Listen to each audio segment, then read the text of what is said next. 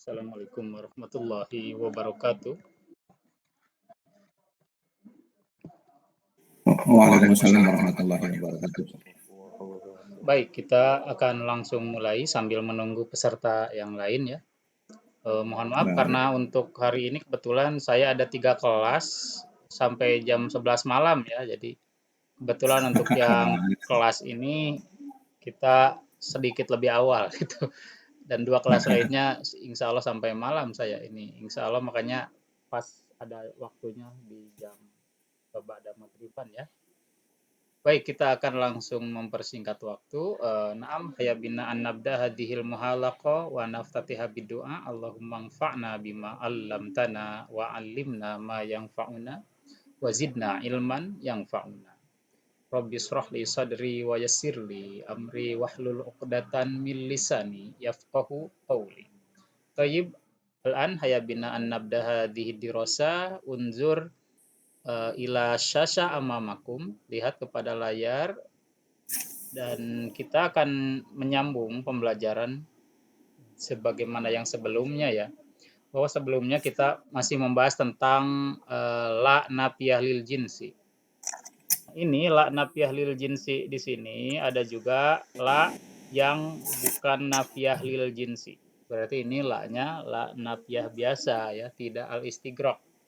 Nah, ini untuk la jenis yang kedua adalah la yang ahkamula al-mukarrarah, hukum la yang diulang ya penggunaan la-nya itu. Yaitu dalam satu kalimat itu pengulangan la-nya 2 kali. Ini ada kaidahnya, kita perhatikan. Bentar. Idza takarrarat la fil kalami jaza laka khamsatu aujuhin. Jika la itu diulang-ulang fil kalami pada satu ucapan atau pada satu kalimat ya, jazalaka satu aujuhin, maka boleh bagi Anda 5 bentuk ya. Nah, ini jadi cara pengucapan untuk la yang diulang-ulang itu ada 5 bentuk. Wahia, dan yaitu apa saja? Yang pertama, binaul ismaini ala annaha amilatu amala inna, yaitu dimabni kedua isim la nafinya itu ala annaha amilatu amala inna, bahwa sannya dia itu beramal, berfungsi sebagaimana fungsinya inna. Nah, ini contohnya pengulangannya itu dimabni dengan fathah.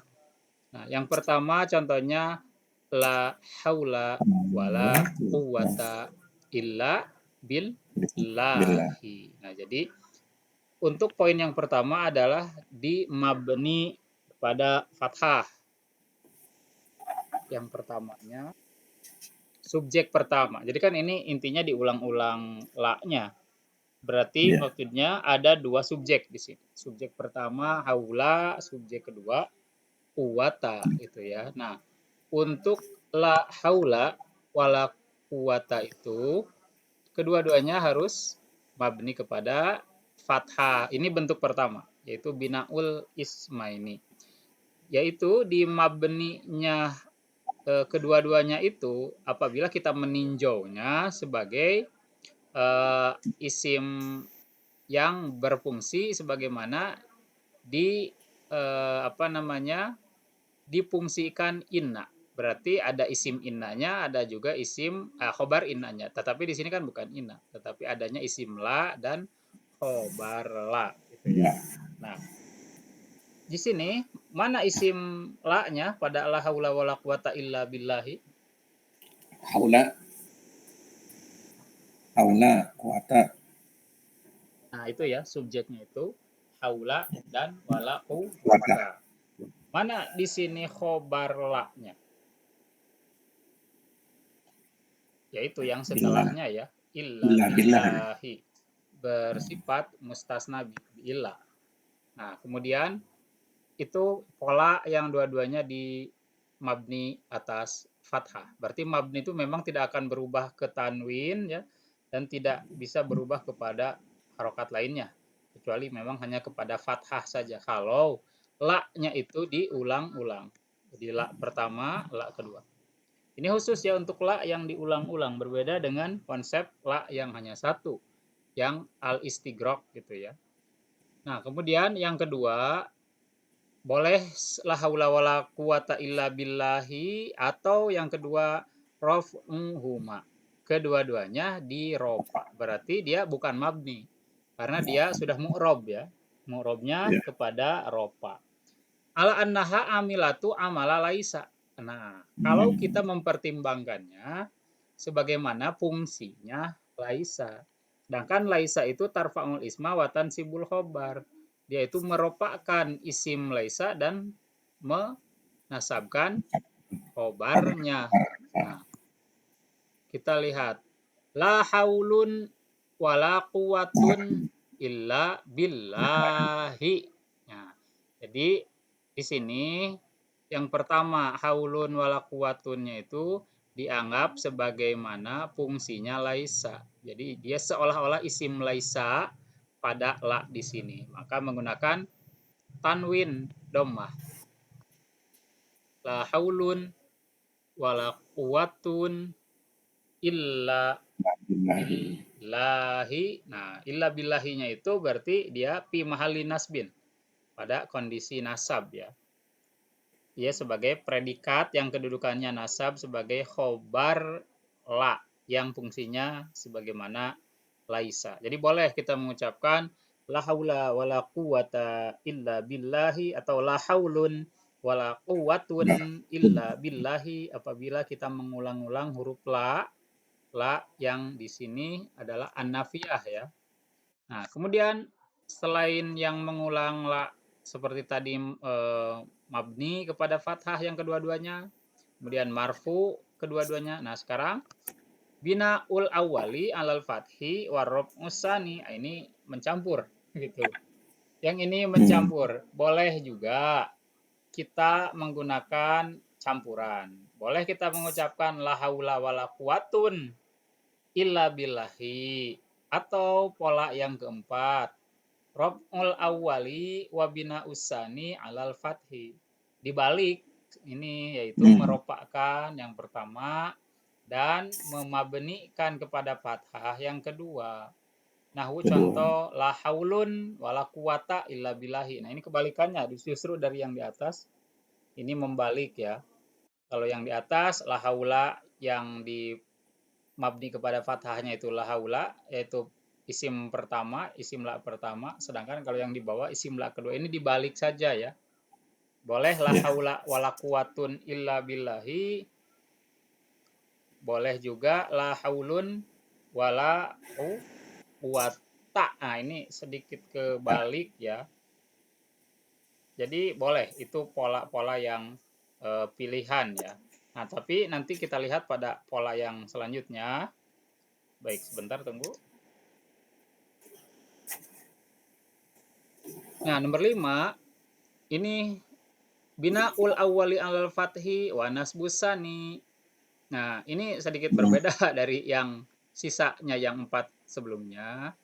Kalau yang kelima ini boleh di mabni yang pertama, tetapi di nasab yang kedua. Nah, ini agak unik ya. La haula wala quwatan. Tidak la haula wala quwata, tapi yang keduanya ini ditanwin ya, ternyata. Itu pun di sini ada beberapa contohnya. Jadi polanya ada 5 cara pengucapkan la haula wala. Jadi kita lihat yang pertama apa? La haula wala quwata illa billahi.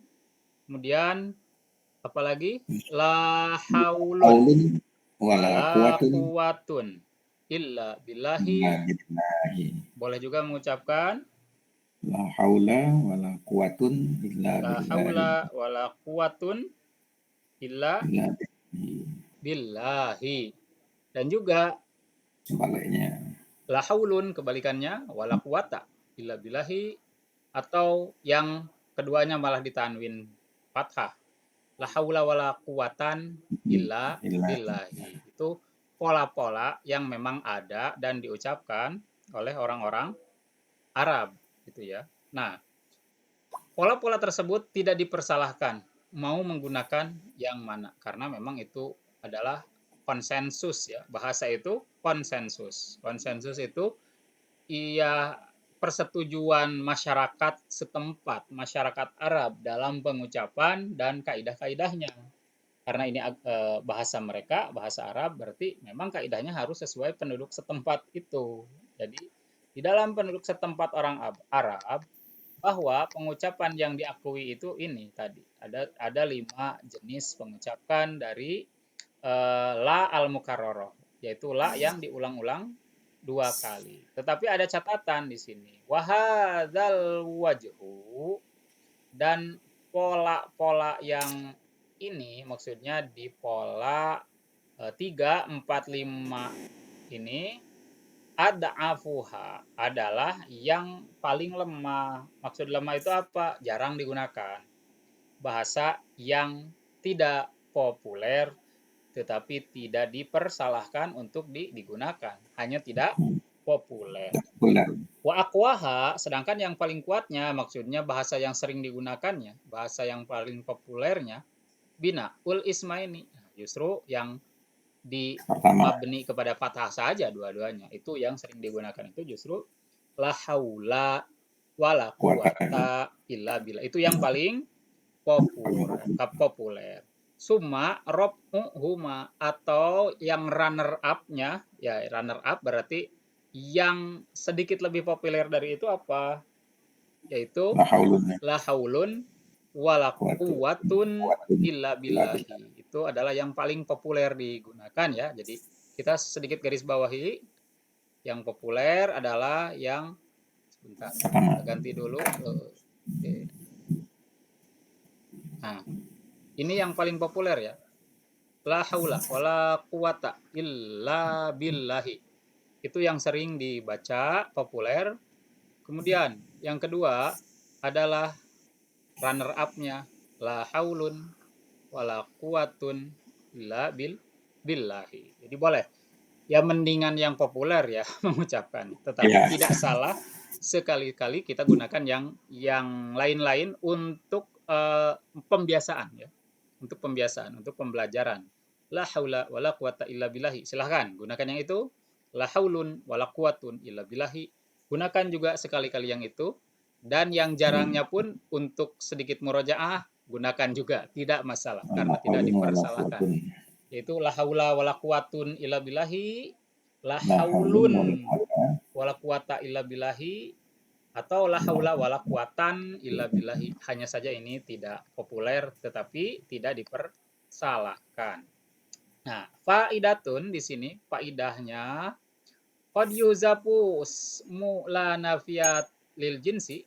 Terkadang katanya dibuang isim la nafiyah lil jinsinya. Nah, ini nahu contoh.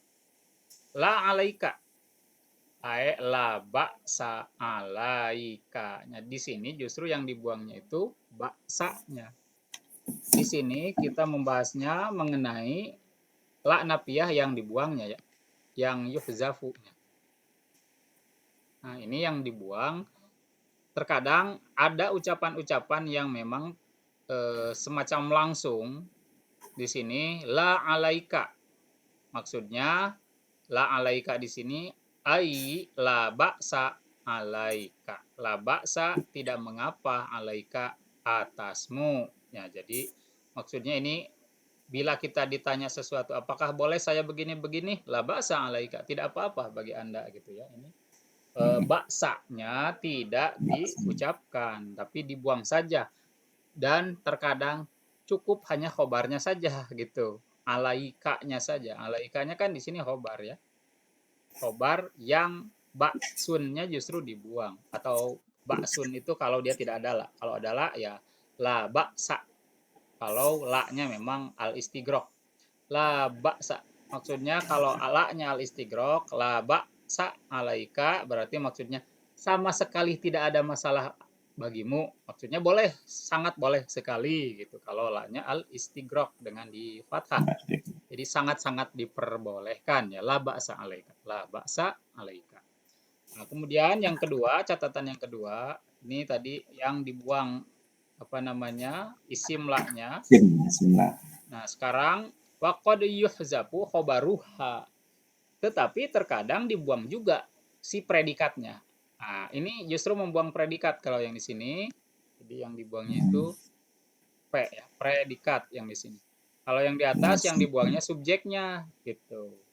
Contohnya gimana kalau dibuang predikat? La baksa. Ah, justru ini alaika aja yang dibuang gitu. La baksa. Tak mengapa atau sama sekali tidak apa-apa. Ai maknanya itu adalah la baksa alaika. Tentunya untuk hal-hal yang demikian ini biasanya di dalam ungkapan menjawab pertanyaan. Biasanya gitu ya. Misalkan hal ya juzu, apakah boleh misalkan an ayazhaba ilal madrasati atau an ayazhaba ila baiti, apakah boleh dia pergi ke rumahku misalkan.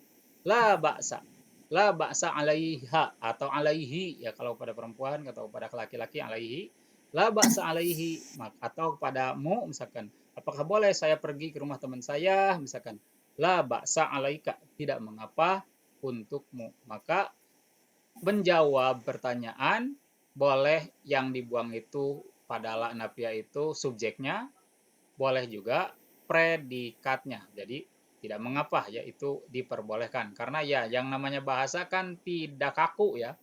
Dia itu Ya, ada bahasa yang apa namanya sempurna, ada juga bahasa yang disederhanakan karena yang namanya bahasa itu sesuai penuturnya. Terkadang penuturnya ingin simpel aja. La alaika, la alaika. Tidak atasmu, maksudnya tidak atasmu di sini tidak apa-apa bagimu ya. Atau la ba'sanya saja, asalnya la ba'sa alaika. Jadi boleh dipilih, boleh buang subjek atau boleh buang predikat. Boleh dibuang isim la-nya atau boleh dibuang khobar la-nya ketika menjawab pertanyaan ya. Atau contoh yang lain di sini, au hada hakun la syakka. Au atau contoh yang lain, hada hakun, ini adalah benar. La syakka, tidak ada keraguan. keraguan. Nah, di sini la syakkanya yaitu maksudnya apa? La syakka fi zalika. Tidak ada keraguan dalam hal tersebut atau dalam hal itu. Disinilah yang dibuangnya itu fi zalikanya. Yang Khobaran. khobarnya dibuang, predikatnya dibuang. Nah, kemudian kita masuk sekarang kepada lasiyama. Lasiyama ini mempunyai makna lain. Ini bukan la nafiyah lil jinsi ya. Di sini bukan la nafiyah lil jinsi secara makna. Kalau la nafiyah lil jinsi itu kan al istighraq ya, yaitu meniadakan segala hal yang sejenis dengan yang dimaksud dari subjek dan predikat tersebut. Tetapi kalau lasiyama ini banyak sekali sebetulnya padanan ketika diterjemahkan. Bisa diterjemahkan lasiyama ini terutama, terutama atau bisa diterjemahkan terlebih, terlebih, atau bisa diterjemahkan apalagi, apalagi ya, atau ya dan makna yang semakna seperti itu ya. Nah, kita baca dulu pada keterangannya.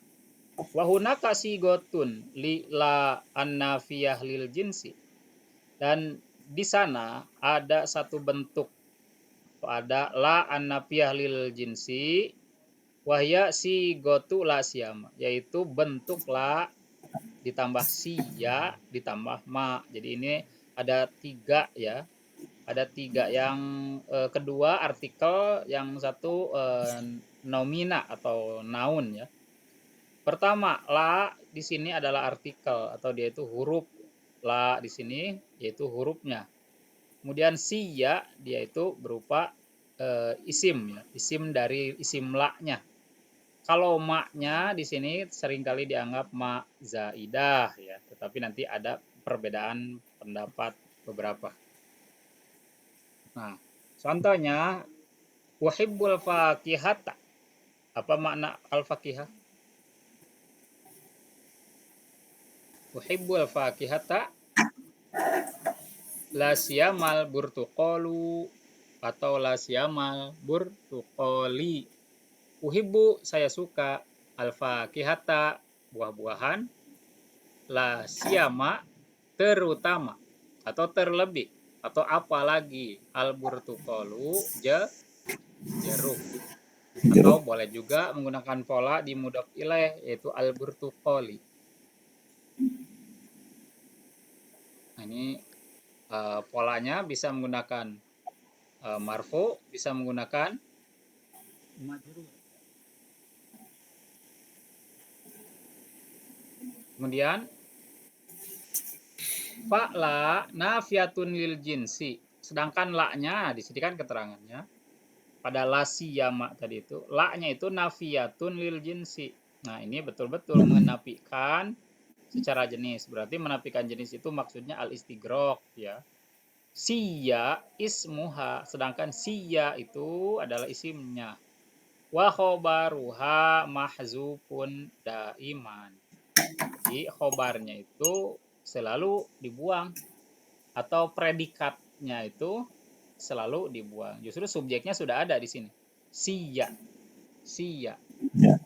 Amma kalimatul burtukol, maka adapun kata al burtukol tadi fayajuzu fi harraf'u wal jarru. Boleh padanya dirofakkan atau dijarkan ya.